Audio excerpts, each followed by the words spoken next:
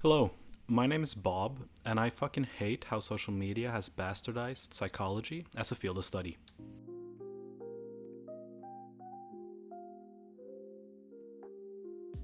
Just to preface, I'm not implying that everyone on social media is bastardizing the field, but as someone who irregularly watches psychological and philosophical videos on YouTube, I often get recommended materials which draws upon aspects of Freud, Carl Jung, and other psychologists, but mostly the first two. Sadly, some of these videos represent their ideas explicitly or implicitly as scientific fact. There's nothing inherently wrong with applying a Freudian or Jungian interpretation on questions, such as, why is the child very attached to his mother? Are there different personalities which can be observed cross-culture? Or if a tree falls in the forest and nobody observes it, can I rob a store? I'd personally go as far as saying that different perspectives and frameworks gives insight into a topic or thought or idea, etc. It's more the presentation of these ideas in some of the YouTube videos which rub me the wrong way. To get more to the topic at hand, a definition of psychology is quite useful. Psychology is commonly defined as the scientific study of mind and behavior. To my knowledge, this is the most common definition in academia, being used among others by the American Psychology Association. When I started getting into psychology, if you'd read me the definition, I wouldn't think, or that wasn't what I thought it was, so to speak. I thought it was more, inclined or closely linked to philosophy. And during high school, I really liked John Locke, and I did a presentation of him in English class where I melded John Donne and No Man is an Island and Bring Me Near Horizon into this weird amalgamation or whatever you're gonna call it. And I felt really smug, as I always do, and I thought that I was saying something profound psychologically about mankind. Isn't psychology about the interrogation of man, its purpose, and how to be happy? This is kind of a good window to view how I viewed psychology. Weird metaphors, sitting in a dark room alone, thinking about what an individual quote-unquote really is. Edgy Tumblr stuff, let's be honest. And I don't think that this view is uncommon. Some of the students who took psychology class in high school would come up to me and comment that they thought that the subject would be more comparable to my presentation. I would argue that people view psychology very philosophically. It's not viewed as a science like maths and physics, but more like philosophy with someone who's licensed. And the other day, I got this video on my timeline which just rubbed me the wrong way. It ruffled my fur and made my rabies spike. Yes, I am a dog. For me, this video was kind of catalyst to write this quote-unquote video essay, yes, I am still smug, and pen down why I'd argue that psychology as a field of study gets bastardized on social media. The video I mentioned above starts with the term, I'm not even going to try, it's on the screen, and how Carl Jung rescued the term. The video then states that Jung used it in The Psychology of Eternal Youth and Creative Child Within Every Person, and goes on to say that it's an archetype and a primordial structural element of the psyche. Ignoring the use of many words that would make it seem more profound than it is, I already find it to be very disingenuous representation after just 1 minute of the video. They don't really talk about the field of psychology Jung was in, nor do they underline that this is part of a Jungian archetypes or concede any criticism towards this approach to personality later in the video. In short, Carl Jung was a student of Sigmund Freud, the ghost that keeps on haunting psychology in my opinion. And if you ask John Doe to explain what a psychologist is or how they examine their patients, they often describe a very psychoanalytical approach to the field. A man who looks like Freud and a patient laying on a divan. Freud started the field of psychoanalytics, which later evolved into psychodynamics, at least arguably. Psychoanalytics is mainly Freud's ideas, but also ideas of Freud's followers, which were incorporated into psychoanalytics with the blessing of Freud. An idea/concept which didn't originate from Freud was the Electra complex, which is the female equivalent of the Oedipus complex, which Jung pitched to Freud. Psychodynamics has kind of, evolved more, and it's not as dogmatic as psychoanalytics is. One of the things they both share is the idea of the conscious, subconscious, and the unconscious, the typical iceberg thing. But they differ in how they divide/explain the different parts of the psyche.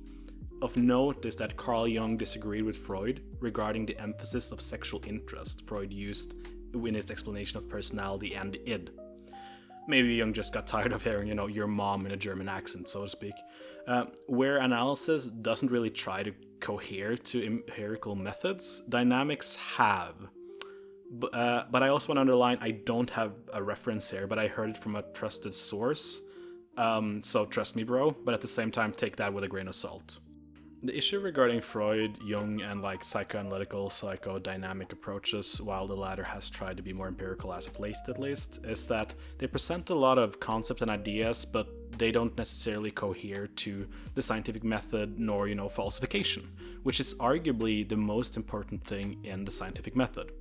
The thought/idea of falsification within the scientific method is attributed to Karl Popper. In this paper, which I found for free on the internet, Popper explains that he had an interest in 4 theories, psychoanalysis and the theory of relativity being 2 of them. He found out that some of these theories had a world full of verifications of said theory. Those theories always fit, or rather could explain, any behavior/behavioral pattern, no matter the hypothetical example being given. This is where Einstein's theory of relativity was built different. As Karl Popper wrote, and I will quote, "If the observation shows that the predicted effect is definitely absent, then the theory is simply refuted. The theory is incompatible with certain possible results of observation." Put another way, for a theory to be a good theory, notice the word true not being used, it must be testable, or rather falsifiable. No theory is true, it just hasn't been falsified yet. Psychoanalysis cannot be falsified as the theory confirms itself. It is circular. It's an Ouroboros, so to speak. Popper uses the idea of the id, ego, and superegos as an example. He says or argues that these are ideas which have interesting psychological suggestions, but that these ideas cannot be tested. How can you measure someone's superego? It's more of a concept of internal forces in the individual than an actual measurable, empirically defined thing. This is a side note, but I find this quote from the paper to be worth underlining. "I wish to distinguish between science and pseudoscience, knowing very well that science often errs, and that pseudoscience may stumble upon truth." Karl Popper doesn't call Freud or similar people charlatans, he simply says, "This does not mean that Freud or Adler were not seeing certain things correctly. I personally do not doubt that much of what they say is of considerable importance." I'd argue that this shows that Popper interprets these people in good faith. I genuinely want people to read this paper. It is short, thoughtful, and it explains the idea or ideas better than I ever could. And falsification as an approach, it's a really interesting way to think when you think about it, ironically, because you're not trying to prove yourself to be right in a straight sense, but you're testing if you're wrong. And this is part of this essay, whatever you're supposed to call it, I've struggled with the most, as it's hard to explain the state of mind in which you have to apply to be scientific. It's hard for scientists most of the time. The best example I can come up with after channeling my inner Eternalized, profoundly produced as a proper person with a passion of a paramount elder's cognitive imagination of the Popper's ingenious originality, it is as follows. Let's say, dear viewer / listener / whatever, that you have a fever, and you're really worried that it has deteriorated as of late. You have a hypothesis that if it goes on any further, you genuinely might die. But you don't really want to go to the doctor because you're afraid of this reaction. He took one look at me and was of course it's you. Only you would have 3 people in here looking at your dick. So you do the reasonable thing. You Google. And you Google, can a fever kill you? You get some information back and forth, mostly being about children and fevers in children. So since you're a clever person, you limit your search. Can a fever kill you? Adults.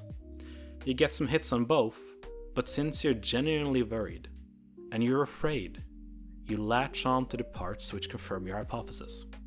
This is what came up when I searched for that term. So, now let's imagine that you have an idea which is novel. Nobody else has had this idea, and you have to prove it for other people to get money for your research. It might fund your lab, it might fund your university, it's the establishment you work at, you might get not necessarily famous, but you might get more spotlight, etc. Looking for things that confirm your idea is just easier than looking for explanations that your idea might be wrong. Searching for, fever adults will give less dramatic results. But because you're scared, you search for the most dramatic thing that can happen. You're afraid. And it's the same thing kind of when doing research, is that you have all of these possible benefits, right? Which are great, which will maybe not necessarily set you up for a lifetime, but will put your career on a good path and will put your university in a headlight. These are major things that will possibly change lives. Just a quick side note here. I am indirectly going into biases and so forth with my examples. Confirmation bias being the one I think is most applicable. But again, I'm just trying to underline my point in regards to circular arguments and psychoanalytical/dynamic views, finding evidence for their theories instead of falsifying them. Biases like this is another reason why we have peer-reviewed papers and replication studies, which is again part of the scientific method. The issue here is, just as Popper explained, that the ideas of Freud and, psychoanalytics/dynamics, they verify themselves. It is hard to make an hypothesis which can be tested, measured, and falsified within these bodies of thought. I'd argue that it doesn't make the ideas of the topic irrelevant as a pair of glasses to view a problem. However, these glasses should be worn carefully. When, videos such as Eternalized state these things very matter-of-factly, it misses the point of the scientific method. While Jung and Freud's theories can be applied to some situations and can be applied as a theoretical framework, it can't be applied to all situations, and the framework should be presented as a framework. Stating them as a sort of fact and using language which implicitly or explicitly state them as such is, in my view, very problematic. At this point, I want to underline that I don't mean to undermine the importance of these ideas. I read some essays of Jung, and while reading about psychic energy, which is a psychodynamic concept, I found it to be a good metaphor for why children are so energetic. The thought of everybody having the same amount of psychic energy, which can be allocated to specific cognitive functions or other psychological aspects, gave me a metaphor which made it easier for me to understand why specifically children are more energetic than I am, faulty as my metaphor might be. I want to highlight that this was a metaphor which made sense to me at the time. I don't recall if it was something Jung specifically stated, or if it was just something I kind of half-assed stitched together on my own. However, this is also an example of how these ideas kind of verify themselves, right? Kids are smaller, they have more psychic energy than quote-unquote needed, and therefore they become more energetic, right? It's kind of like an ABC. But how can this psychic energy within children ever be falsified? How can we measure psychic energies? I'm not necessarily against the thought that it might be measurable. I'm very open to trying to measure things. But again, I don't see how personally. Children growing up and their brains developing and their perception specifically changing over time can be studied, and Piaget's cognitive theory is a good example of this. However, psychic energy is a concept and not a falsifiable science. This is one of my main gripes to the video I mentioned, because Jung is kind of put on a pedestal and kind of romanticized in a sense. Jung has these ideas and they're accepted as fact, and there's no counter-argument or no inclination that this is a perspective. The video specifically, defines a man-child, or the term still can't say, and Jung has these ideas regarding archetypes. Fair enough. Interestingly enough, the profile also has made a video on Jungian archetypes in 10 minutes, while claiming that Jung gave birth to the empirical study of the psyche. I find it to be really ironic, because Jung has been heavily criticized for not being empirical and being too speculative. And also, there's no citation there, right? So how can they have this specific kind of hyperbolic claim? I can argue that Freud was the first person to scientifically try to study the psyche, which again could be countered that the structuralists were the first to try to study the psyche. Again, I wouldn't agree with that because they didn't have the idea of the unconscious or didn't look at the unconscious. But again, there's no citation on Jung, and why is he romanticized in this way?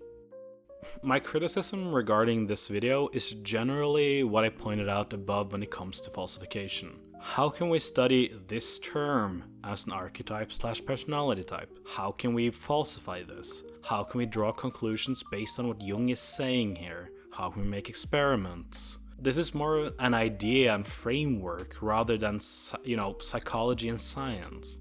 Again, this isn't meant to say that the idea in of itself is worthless. I personally find the idea of the collective unconscious, which is, an overarching theory regarding the archetypes, to be an interesting Jungian concept. However, in personality psychology, there are other frameworks, the Big Five being the most known and used to my knowledge, which are more rigorous than the ideas of the archetypes. Presenting this term and not pointing out the aspects of the idea which are circular, context dependent, or similarly makes the video seems generally more like philosophy than psychology. Also, the idea of Jungian archetypes is not viewed as correct, so to speak, and finding information criticizing Jung isn't hard or behind a paywall. Just going to the Jungian archetypes on Wikipedia goes into a lot of criticism of the idea. Here I want to point out the usage of Friedrich Nietzsche and the Bible as the idea of the eternal child as explanation. While the former focuses on the human mind and the good life, and the other one is religious and focuses on the good life in the religious sense, they aren't psychological. Existentialism as a philosophical movement has had a profound effect on psychology, but it doesn't mean that they are the same. Starting with a psychological framework and then using these examples of the definition of the eternal child as a concept within Jungian personality psychology or trait indirectly links them, which, while probably unintended, equalizes them. Arguably, this does the same as when I was talking about John Locke presenting philosophical ideas as psychological ones. But Bob, you say, and I listen. The video is obviously more about the idea of the man-child or the puer aeternus than it is about psychology. Why are you so negative? To that I'd say, dear viewer, thank you for watching by the way. The video's name and presentation makes it, or frames it rather, more psychological than philosophical. Eternalized could easily point out that it was a philosophical than psychological video with their presentation and how they specifically engaged with the material, so to speak. They could easily say, hey, we're focusing on this idea and we're going to use this, and this to kind of look at this idea, instead of presenting Jung very early and try to tie within psychological concepts very early to make it seem more highbrow than it arguably is. The way it was framed when I watched it was not clear, what it was going to explore, philosophy or psychology, and it indirectly kind of equalized them, in my opinion. The channel seems to focus both on psychology, mainly Jungian, and philosophy, and the earlier videos focuses more on philosophers than psychological videos. And they also explore literary works from, Dostoevsky, which I find to be really interesting and has a lot of ties to existentialism. The divide in the videos given to Jungian ideas are not clear in presenting them as psychological ideas or frameworks, and the caveats which comes when you present psychological edutainment. I would personally expect more rigor when it comes to edutainment, specifically towards scientific topics. While I understand that videos like the one I'm criticizing cannot necessarily flood itself with the criticisms regarding the idea it's trying to explore, I do find it really interesting that they explore an idea without pointing out the weaknesses or the criticism against the idea. And at best, I become skeptical of the edutainment of the video. At worst, I become skeptical of the educational aspects of the video.